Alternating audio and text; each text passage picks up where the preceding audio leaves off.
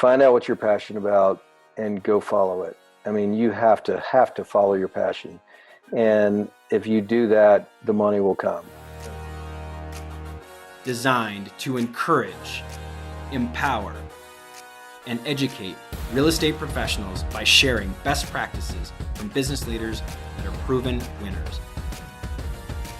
I'm your host, Kyle Malnati, and this is Calibrate Real Estate. Broadcasting from the Mile High City, thank you for tuning in to the Calibrate Real Estate Podcast. I'm your host, Kyle Malnati, and we have a special guest today. For those of you that don't know Rick Miller, you should. Rick is a good friend of mine, and if you do know Rick, you probably recognize him from episode 27 of a YouTube show I did a long time ago called The Kyle Malnati Show.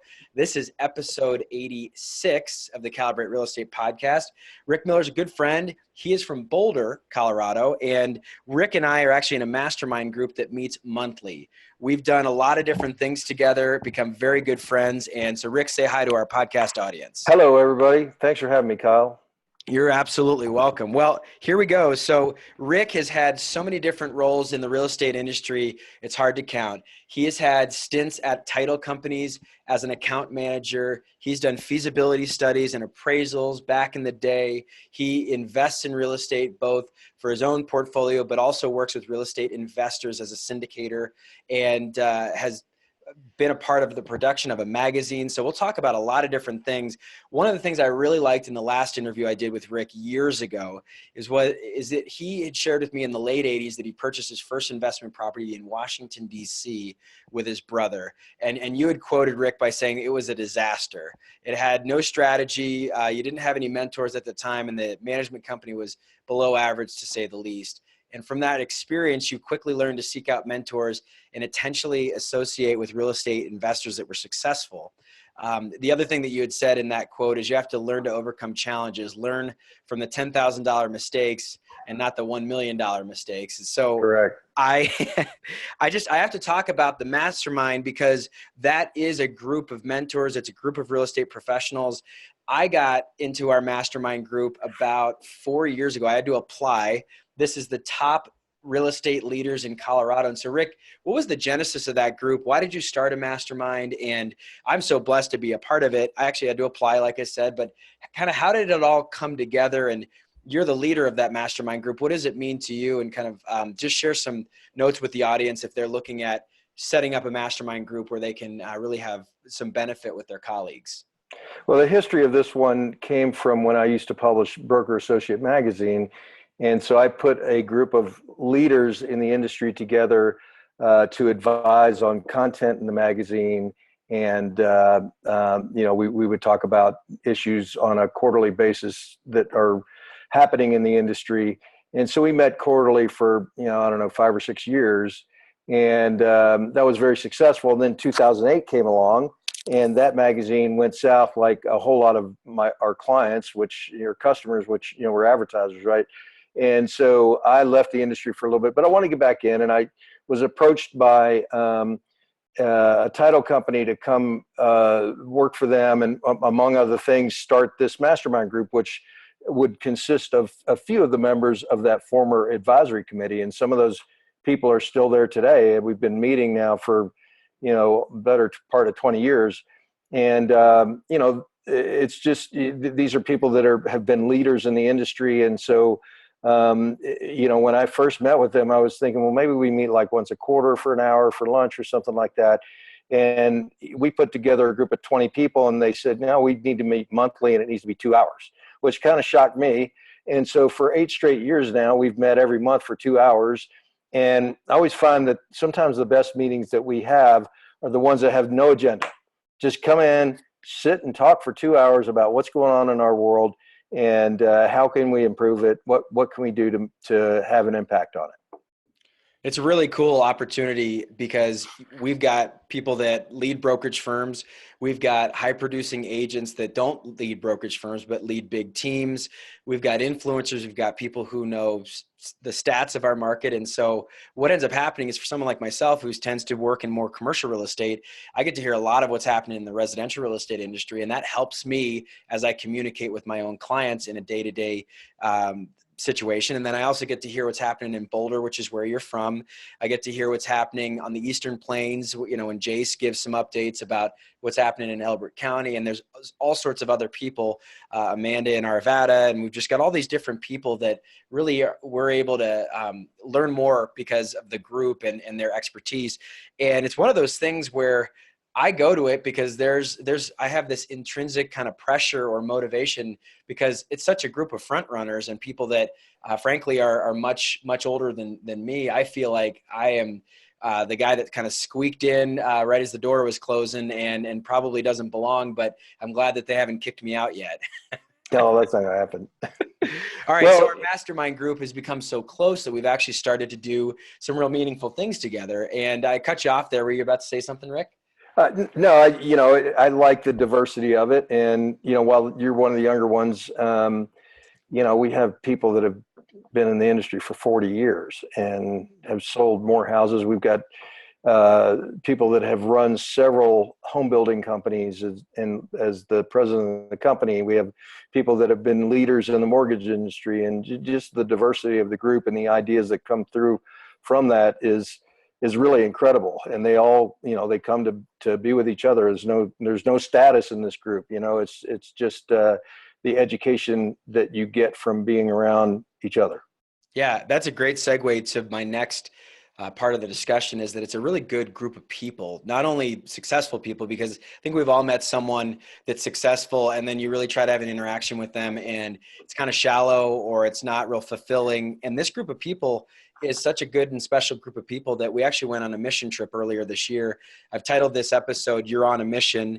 And Rick and I spent several days in Juarez, Mexico, right outside of Juarez, building houses for a group called Missions Ministries, and several people from our mastermind group went.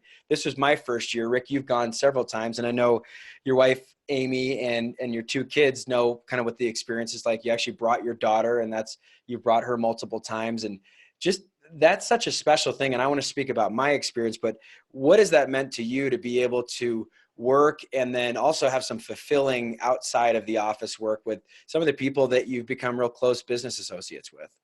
I've known about this trip from Scott Matthias for a lot of years. And, I kind of thought I would want to go when I could take my kids when they're old enough, right? And they could appreciate it. And so I took my daughter a few years ago and she got so much out of it. The night before we left, I remember she was in her room crying because she didn't want to go. She was afraid to go. She wouldn't know anybody. Is it safe and all this stuff? And I said, you'll be fine. Okay. It's 3 or 4 days and it's totally safe and you'll be fine. When we came home, we were walking out of the airport and I said, so what do you think on a scale of 10? I mean, how does it compare to the other trips you've been on, including Costa Rica and, beaches in Mexico and Europe and all sorts of other places we've been. And she said it was a 9.8. I'm like, what the heck, man? And I think she got so much fulfillment out of just being able to help these little kids and help these families. And it was unbelievable. And the next year we couldn't go because it was like overlap soccer tournament or something like that. And she was really upset that we couldn't go. But this year we went again with you and what a great trip and such a great experience to, it's building houses for people that live in, shacks really. And this is what we do. Right. So it's just been such a great experience to share with people in the group and my daughter, and really probably the most rewarding experience I've ever done. Yeah, I'll share that it was one of those life-changing experiences, and that can sound cliche, but when I went there, being a realtor and having worked with people on the purchase and sale of lots of different properties, I'm not a real handy guy. I haven't built anything, and going down there and actually building someone's home, and it's a very humble, modest home. We make it really, really nice with this group. We actually furnish the house extreme home makeover style after it's built. But these are basically large, tough sheds, for lack of a better term. And then they get insulated, they get wired, and people are drinking water from a cistern. I mean, it's very, very rural, kind of outskirts of Juarez.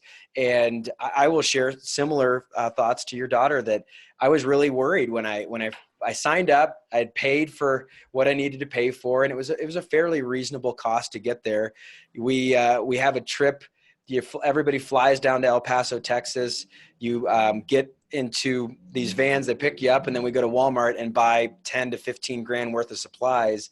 And all the while before I was about to leave, I had multiple people that were important to me, whether they were business associates, clients, family members that were like, man, be careful, it's going to be really risky and all this other stuff. And it was just all this kind of negative commentary about it. And I was like, am I really doing the right thing? And I actually had a moment where I was concerned that I was putting my family in peril, that, as the sole income owner at the time, and also just as obviously a husband and a father, that I was doing something silly or frivolous. And of course, everything went fine.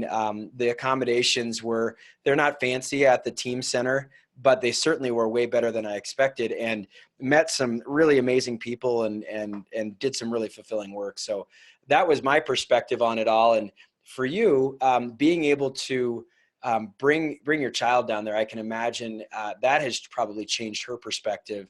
And she's a high school student. So Right. I mean, I remember, go ahead.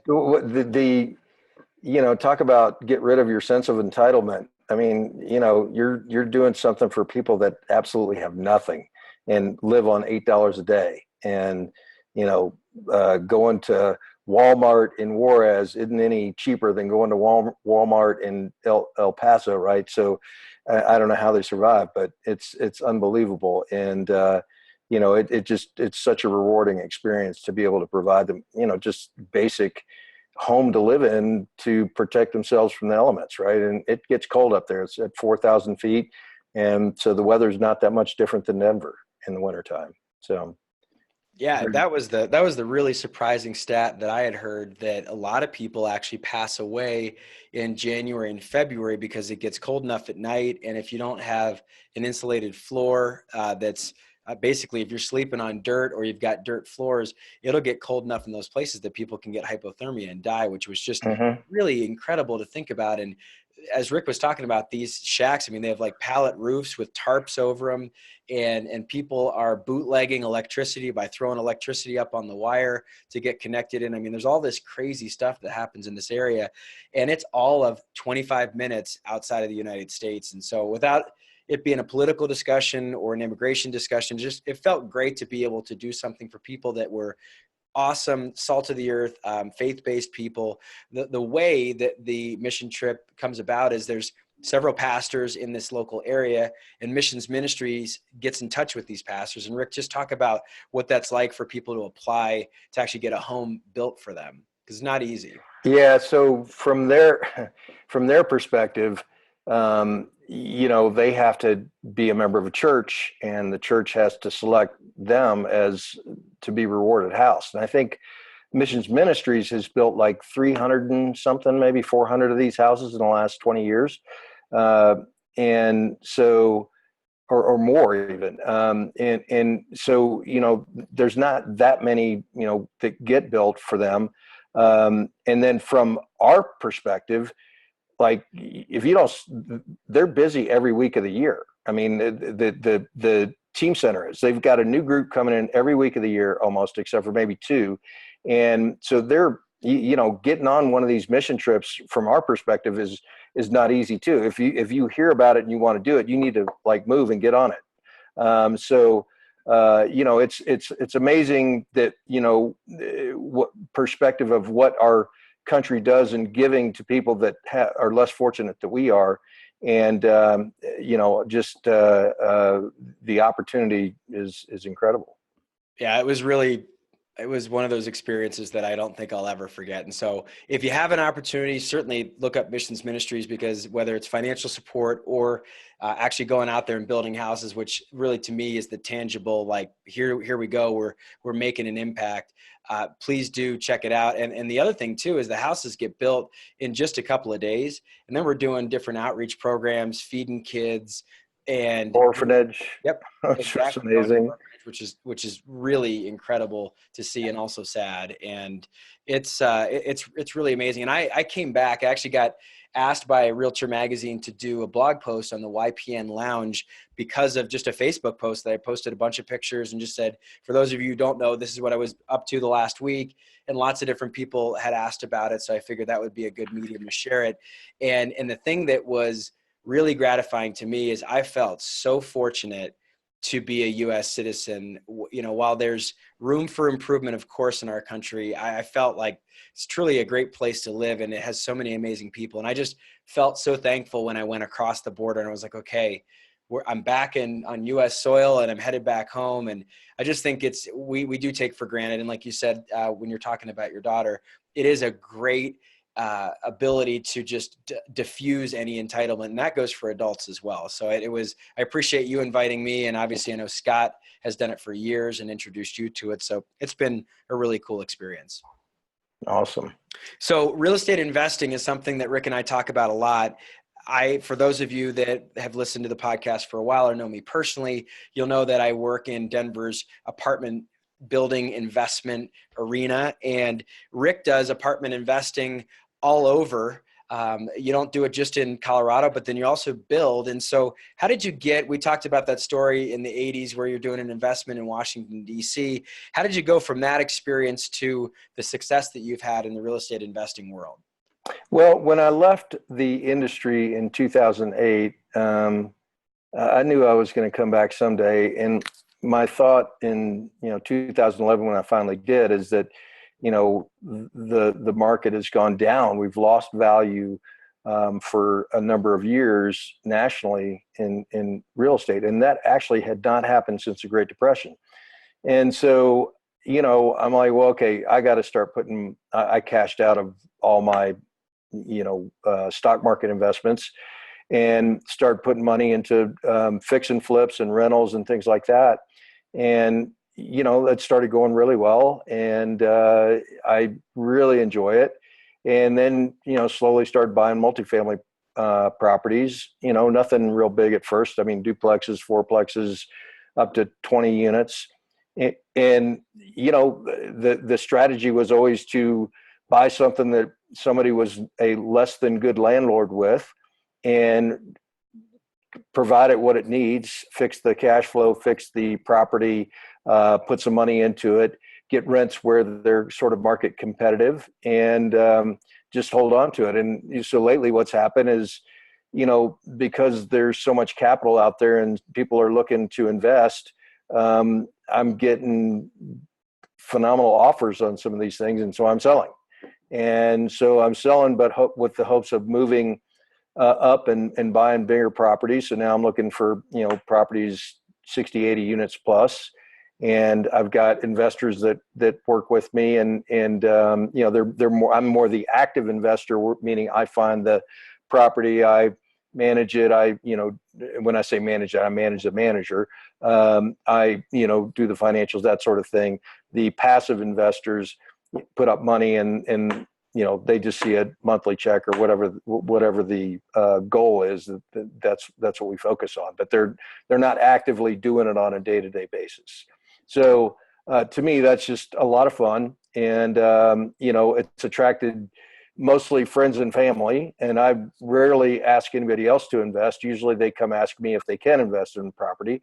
I always tell people, if you find good enough deals, you don't need to find investors; they'll find you. And so far, that's been the key. And I've made a lot of people a lot of money, and that's pretty fulfilling for me. I really enjoy that. And friends and family investments tend to be the way a lot of real estate investors start. And what ends up occurring is you do well and they say, hey, that's great, let's do that again. And so, like you mentioned, if you do a good enough job investing, people are going to find you. And you get to a point where I think naturally, I've had a lot of clients, you haven't necessarily said this to me, but I know I have a lot of other clients that say that you get to a point where you hit enough doubles and triples and home runs, from a real estate to baseball analogy, that you want to be really careful about your next investment, because you have people that are kind of counting on it, and not every investment is going to perform the same way. So as you're looking at investments, and I know as we've been in a big appreciation cycle here in Colorado, I say this constantly, that Colorado tends to be, it's not always, but especially in the Denver metro area, tends to be an appreciation investment strategy. Right. Some other areas that tend to be more cash flow oriented investment strategies. And I think the big mistake people make is they try to get both in one investment. And it's sort of like trying to hit two targets with a bow and arrow. You try to aim at two targets, you're going to hit neither. If you aim for appreciation, you might get some cash flow. And if you aim for cash flow, you'll get that and you might get some appreciation. But to try to do both and expect both, I think is foolish, frankly. And so what has it been like for you, and where kind of geographically across the US have you been finding investments, and how do you start to underwrite a deal? And for someone that may try to be thinking about doing this, and maybe they've got some friends and family that want to invest with them, without giving, real financial advice here, because every deal is going to be a little bit different, but what are some of the just core concepts that you use to underwrite something? Well, I just kind of start with the end goal in mind. And, I think that 16, 18% is sort of a minimum return on investment annually. And, for a lot of people, that's a really good investment. Now, the development projects that I've done have been a lot higher than that. But, when I'm looking at doing multifamily, I think the advantage to that is that, first of all, you can buy in and you can manufacture some of the appreciation yourself by just getting rents to raise because you put in capital to improve, and or maybe you fix some of the expense problems associated with the property. So that will cause the property just to appreciate on your own efforts, right? And in a lot of cases, appreciate in a lot more than what you put into it. And then, so I start with the end in mind, and I try to focus on areas that I feel like are stable economies, are larger. For a while there, I was into college towns, and now in the last 3 or 4 years, I'm seeing those getting overbuilt, and they're getting overbuilt by these REITs that, they don't care if they're 82, 85% occupied. They got to put capital somewhere, and they promise 8% return. So they'll get 8% return to their investors, and that's fine with them. So I think for me, it's come down to if you want to be in the best areas that have income, you got to find better deals, and which means they've got some issues, and you've got to fix those issues, and that's been kind of what I look for in terms of property, and from an underwriting perspective. I need to know it's going to make money now, and what we need to put into it to get to where we want it to be, and then get people in the marketplace, mostly property managers, to confirm your hypothesis, or that you believe that it will generate this type of net operating income if we put these dollars into it. And so, I always rely on the experts in the field. I mean, you can't do this on your own. I mean, somebody like yourself, Kyle, without knowing, if I didn't know the Denver market that well, I would rely on somebody like you to tell me, what do you think? I mean, you see a lot of property. If we put this much and fix all these things that we think are issues, what do you think rents will be? And so that's always a big part of it. And then, try to find a property where in a few years we can, a couple of years, we can refinance and take investor capital back out and go buy another property. And that's just absolutely critical to growing your portfolio, I think. And if you buy, a property that is already performing at its peak, and it's a pretty low return, that's going to be tough to do, but, a lot of times, as you mentioned, those type properties are in more appreciating type markets. And, going forward, everybody's talking about downturn. What will be the appreciating markets years from now? We don't necessarily know, but we do know that the ones that have super strong, diverse economies, California and Texas and Colorado and Seattle and some of the East Coast, those are the type of markets that will probably always appreciate. It may slow down, but then it'll pick up in the future. So, just kind of depends on what your investment strategy is, but mine has always been to find opportunities to manufacture appreciation. I really appreciated when you presented to our mastermind group this past month that when you're looking at investment opportunities, especially value add deals, there's a couple of different things that you do on a regular basis. And you touched on those just a moment ago. You interview management companies, and not just one, but multiple management companies, to make sure that you can understand exactly what each of their approach is as the local expert. The other thing I really liked is something that a real estate investor named Dave Thifault said to me years ago.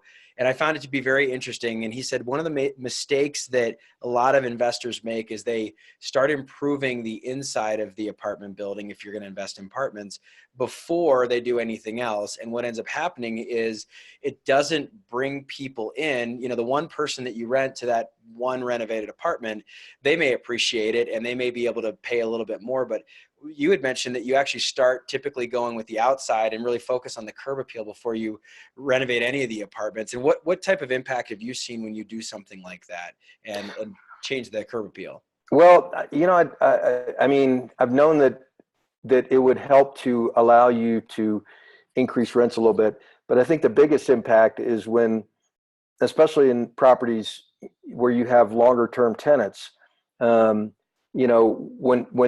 you come in and you buy the property and you start putting money into it, in the exterior and making it look a lot better, maybe improving the amenities a little bit.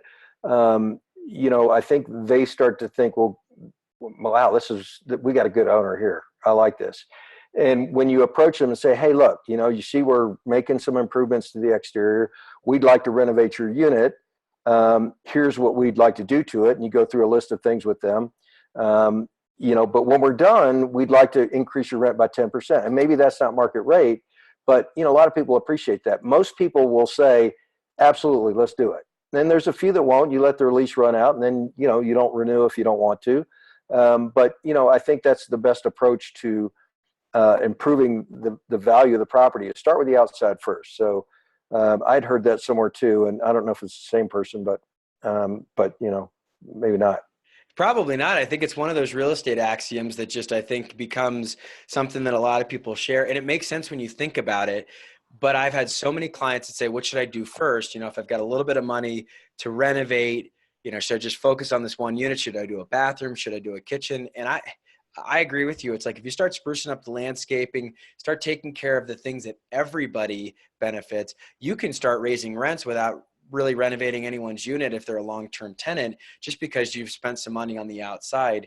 The other thing that I really liked in your presentation is you said focusing on value add properties, you look for long-term owners, especially owners that do it themselves instead of hire management. Self-managed. Yeah, that's always a great word to hear when you're thinking about buying something. Yeah, especially because you've got a professional approach to it and you're hiring a professional management company. So if you're out there, you're looking for deals, those are the things to start thinking of. I've seen, and plenty of brokers have seen this, the property that sells every 2 or 3 years and has had 10 different owners in the span of 20 or 25 years. You want to find a property that's been owned by a family for 25, 30 years, no change of ownership, and they've just kind of, let the property go in disrepair. And I think that's a very good way of finding a value add property. Okay, so we've got some other things to share with just real estate professionals in general. So Rick, I always ask my interviewees about periods of adversity in their life, things that didn't go the way that they expected, and just how you bounce back from failure. And just, I really feel like successful people oftentimes learn very much and they lean into their failures and at some point end up standing on a mountain of failures. And that's what success looks like. So how have you handled, some rough spots in your life, whether it be investing or just personally, and what's your approach to people that are maybe facing a setback? I've been successful at several businesses in my career, and I've failed at a couple of them too. And I talked to you about the first apartment building that my brother and I bought, and it was actually in Baltimore. I lived in DC, but it was in Baltimore. But it was a disaster, and I didn't, like you said. I mean, at the time, I could have just said, "Well, forget real estate, man. It doesn't work, or I'm not good at it, or whatever." But I've since then I've always owned at least rentals, and I think sometimes you have to fail to be successful, and failure is good to teach you how to deal with adversity, and now feel like adversity is just part of business, right? I mean, you run into some issues and, you figure it out. You figure it out how to get from point A to point B and run your business in an ethical and honest way. And as if your whole team is looking at you all the time. I appreciate my failures. My wife does not, however, appreciate my failures, but anyway, it's been a ride for sure. And it's just in my blood. It's my nature. I grew up with, my whole family is entrepreneurs, or all entrepreneurs. And so that's what I should do. Right. And that's been my whole career pretty much. I love that. Well, and it's true, because I think if you're really trying something that's difficult, that's worthwhile, that's something that's you're reaching and you're leaning into something that's difficult, you're not going to succeed every single time. And I think that's the thing that people kind of look at like, oh, well, I guess that didn't work. Better, tuck my tail and run home. And I think that shows you that you're really doing something that's worthwhile. And I think it's hard to have some lumps and some bumps, but I think if you can persevere through it, obviously you learn a ton through it. And sometimes those failures, those mistakes are the best learning experiences, because you're like, man, I'm not doing that one again. No kidding. So Sometimes when they're successful, you're like, I'm not doing that one again.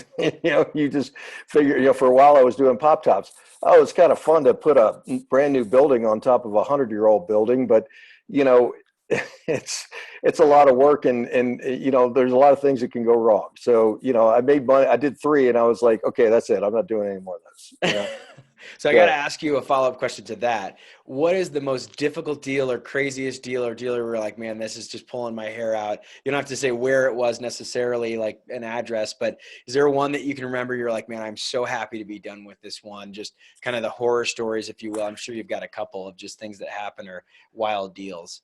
Yeah. Without naming an address or a person, we had someone who I'd built a duplex in a lower income part of town, and just to try see how I'd go over there. Well, in hindsight, if I could have bought 50 lots like that and built 50 of them, I would have done really well. But anyway, so one side came in, and the other mistake I made is we put it on the market before, like in the foundation stage, right?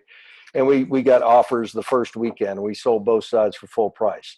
And one of those offers came in at full price, $500 in earnest money, VA loan, and they get their $500 back at closing. Okay. It was a vet, obviously. And I'm like, I'm doing my country a favor, and I'm going to sell it to this guy. I don't care if he has little skin in the game, and I was happy to do it for him. Well, apparently this guy has some severe issues. I mean, I didn't realize he was handicapped because of what happened to him in the military.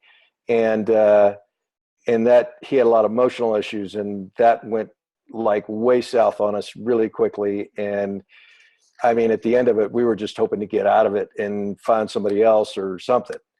And, it was a learning experience. I don't know what I would have done differently.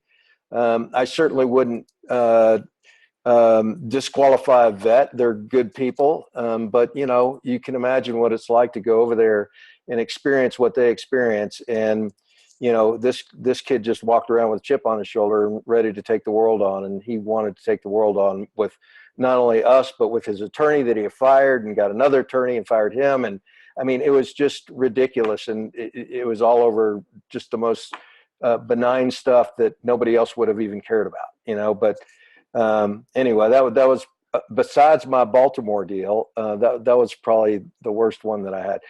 But at the end of the day, we still made money on the property, even though we had to hire an attorney and go through all that crap. And I remember going to, we finally went to mediation, and the judge walks in, and, he's in one room, we're in another room. I still had not seen this guy. And all the judge said was, have you seen this guy? And I'm like, nope. He goes, okay, he's on an oxygen tank. He smells like cigarettes, and he's on crutches too. We're going to settle here today, Rick. Okay. I don't care what he did. We're going to settle here today. So we did. We settled. But, tough experience, but we got through it. All right, so we spoke about two deals that didn't go so well. I don't want to leave you there in the valley of despair. Talk about a deal again. You don't have to share an address or a person, but you're like, man, this was a home run. So glad I did it, and really validated your decision to be a real estate investor. Do you remember that, maybe that first deal you're like, man, this is a home run, or that one that you felt like really put you over the top? Um, the ones I appreciated the most were, and I'm probably talking more about the development stuff that I've done. The ones that I've appreciated the most were the smaller, you know, units in the more affordable parts of town. Um, and I remember the very first fix and flip I did. We sold to a family who had a daughter that was mentally handicapped, but she had a baby, and so they couldn't afford much, but they could afford this, and it was like a 200 something $1,000 house when we were done, and they were just amazed at how beautiful it was. And when I walked into that house, it was a foreclosure.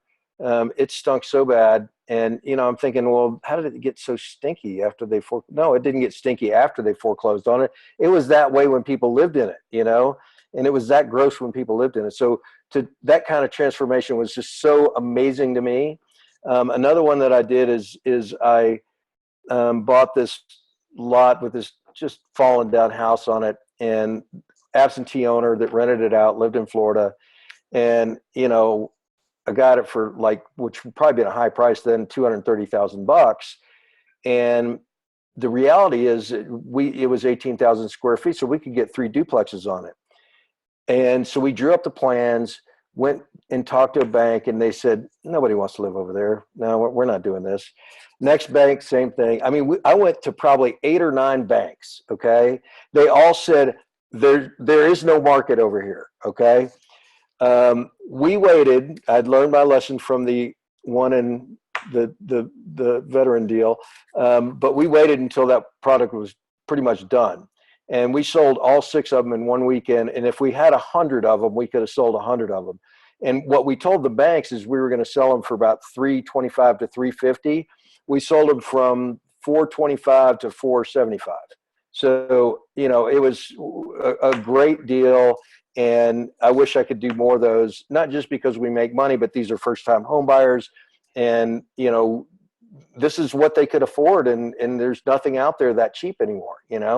So it was just a great experience. Wow, that's a cool story. Okay, so one of the last questions I ask all of my guests is a question that is built-in advice for others that you might be mentoring. And so the concept is this question, Dear Younger Me, comes from a song. And the idea is you're writing yourself a letter that really is basically, hey, if I knew what I knew today, back then I would advise you to do this. And I've kind of dubbed it as this advice you wish you knew when you were 22. So I remember in 2016 when we had an interview together, you had said that there were 3 pieces of advice you would give to aspiring investors. One was that you have more money than you think. 2, to surround yourself with the best. And 3, to be passionate at what you do.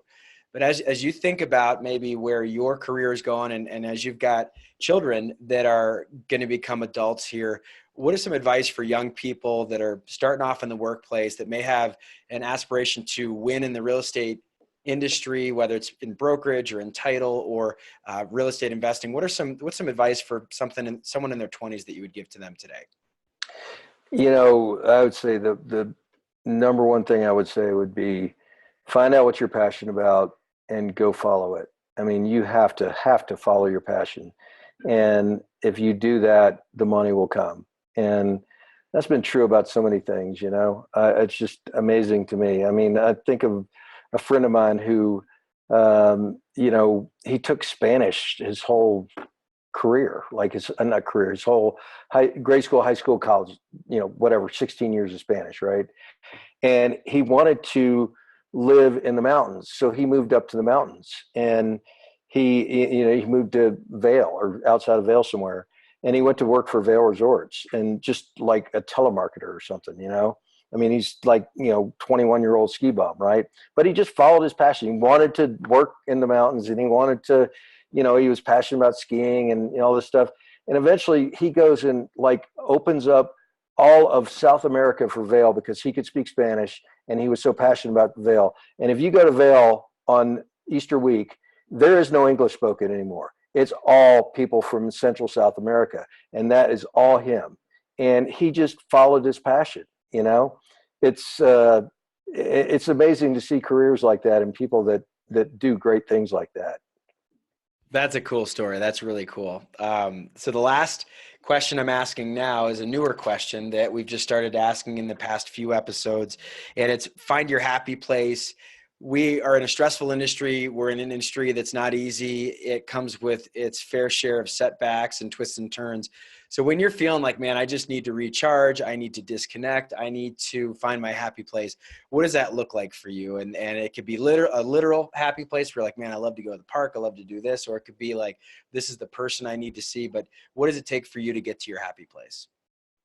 Oh, I just love hanging out with my wife. I mean, I love doing things with her, and that does it. And sometimes just playing guitar does it too. And I'm a relatively new guitar player, but just some of those things are just so important to me. And it's important to have hobbies and things that you do that just make you have a good time. So those are a couple of things that I enjoy. I love it. Rick, thank you for sharing your wisdom and your time and your energy. I always feel like, certainly for me as the podcast host, I get fulfilled and I learn a lot from everybody. And this was a special relationship that we get together at least once a month, and I wanted to share it with our audience.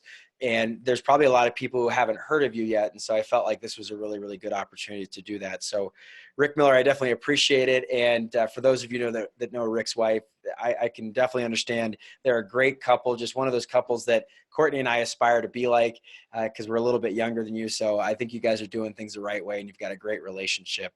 Well, I definitely appreciate your time and thank you so much for your wisdom. If people want to connect with you about the idea of real estate investing, maybe they've got some odd $1,000 saved up and they're interested in that. Are there ways that you'd like to connect with real estate investors, or they can learn more about some of the things that you're looking at? Yeah, I'm always, I now teach a class on real estate investing, and I've got, 2 CE credits for realtors, but I have a lot of people that aren't realtors that take it. How do people find your class? Well, if you go to the Boulder Area Association of Realtors, you can find it there. You can always email me if you want, if that's appropriate. You can find some of my projects that I've done at magnoliadevelopmentcolorado.com, and my email's in there. So, email me if you want to. I have, as I mentioned to you, most of the investors that I work with, and if you think about anybody that develops real estate and anybody that invests in real estate and it's, bigger deals, right? Nobody was born with $100 million to go invest, except for one guy I know for sure that was, but most people didn't have a damn thing, I mean, there's 3 guys in Boulder that just absolutely own that town, and all those guys grew up poor. They didn't inherit anything but smarts from their parents, and they'll tell you that. They do it with investors. Investors just want to be passive investors, and they trust the person that's leading them down this path in a real estate investment. So I'm always happy to talk to anybody about it, and so reach out to me if you want to. I love that. Well, thank you so much for being a guest on our show. For our podcast producer, Kayla Davis, and for our podcast guest, Rick Miller, I'm Kyle Malnati, our host.